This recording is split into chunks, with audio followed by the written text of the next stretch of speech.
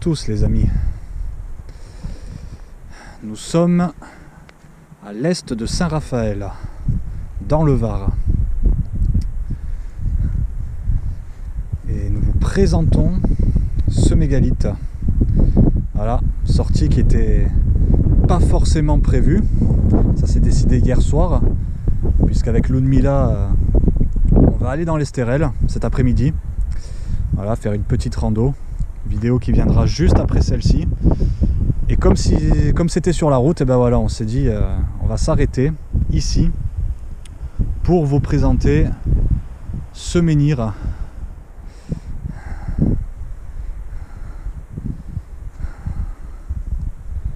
Donc il y a un petit peu de vent aujourd'hui, hein, donc excusez-nous d'avance. Voilà.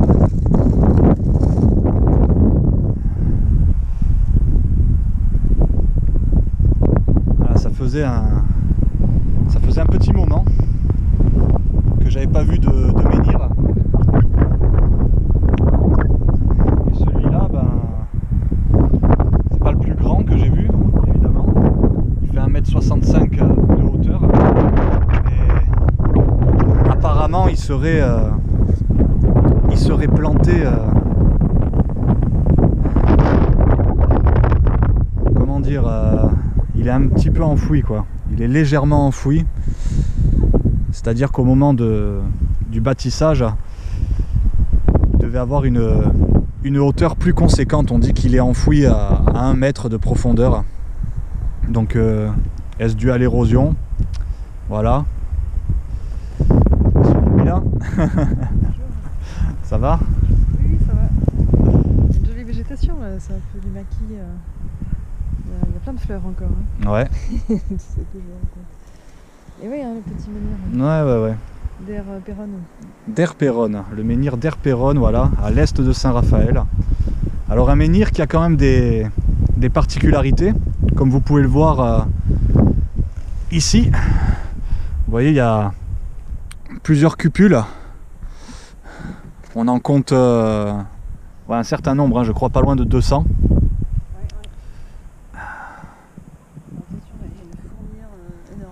Une fourmilière. J'ai foutu les pieds dedans, moi.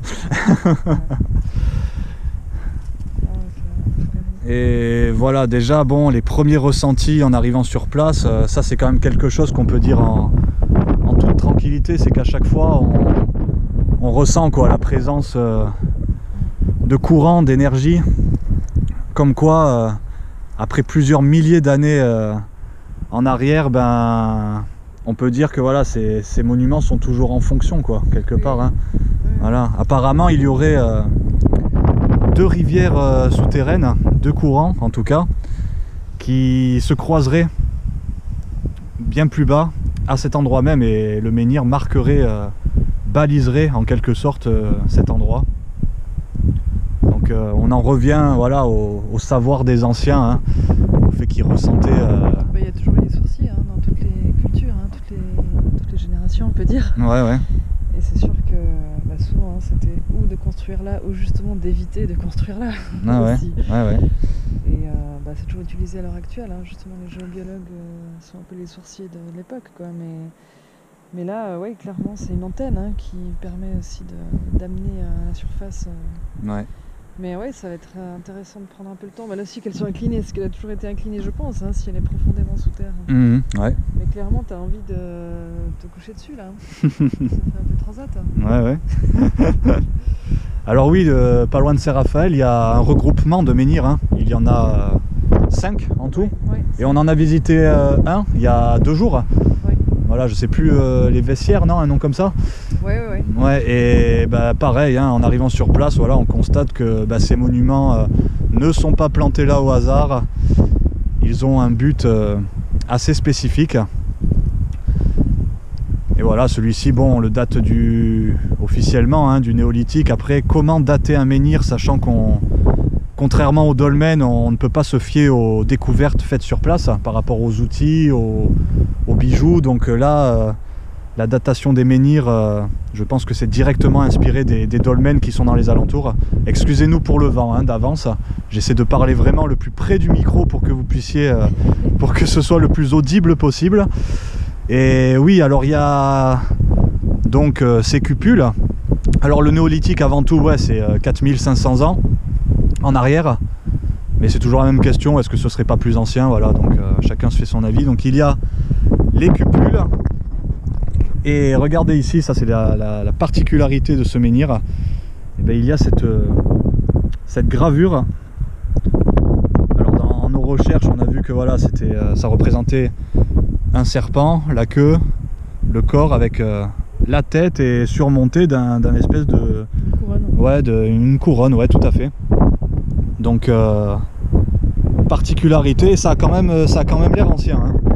Ça a quand même l'air... Non, t'as un doute toi? Oui. On dirait qu'il y a une autre petite gravure à côté, on dirait. Hein. Ouais. Donc... Là aussi, hein, c'est petit. Ouais, ah là aussi. Ah oui, oui, de chaque côté, ouais, effectivement. Serpent illuminé quoi. Ouais, ou limite une croix avec en son centre un cercle, ouais. Ah oui, tiens, tu vois, sur les documentations, ils signalaient pas, mais quand tu observes bien, oui, il y a des gravures sur le côté. Hein. Oui, donc un serpent, j'ai mis un doute là, maintenant que je vois ça ici de chaque côté. Après, en symbole, très sincèrement, moi, j'y connais pas grand-chose.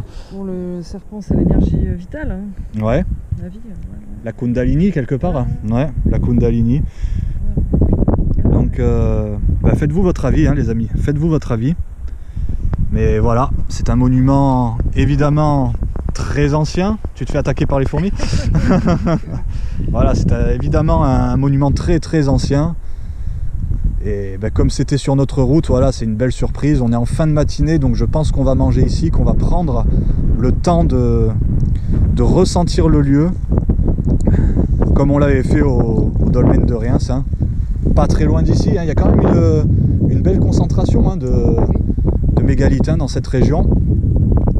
Et pareil, le rocher de Roquebrune qu'on va aller voir demain. Donc, belle sortie en perspective là aussi.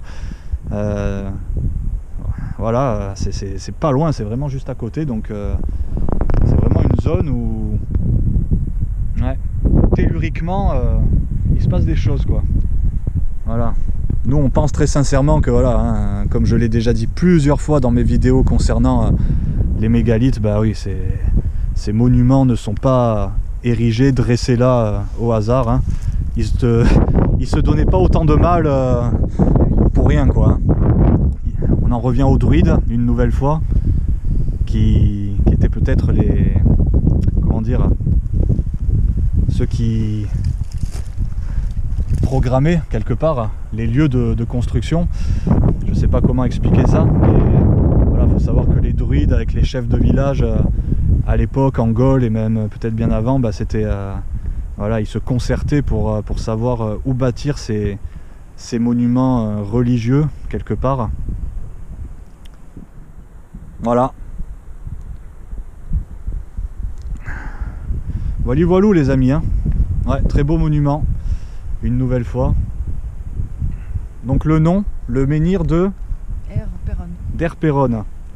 Voilà. Sortie qui n'était pas forcément prévue, mais voilà. On a tenu à vous présenter ceci. Bah, écoutez les amis, faites-vous votre avis.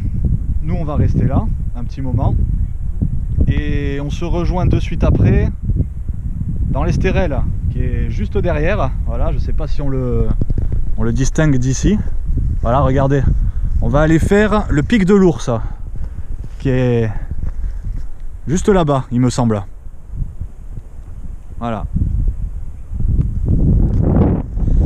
Voilà les amis. Bah écoutez, on se dit à de suite pour la prochaine vidéo.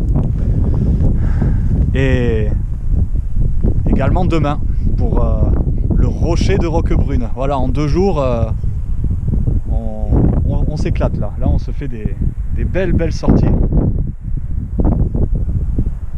À de suite les amis.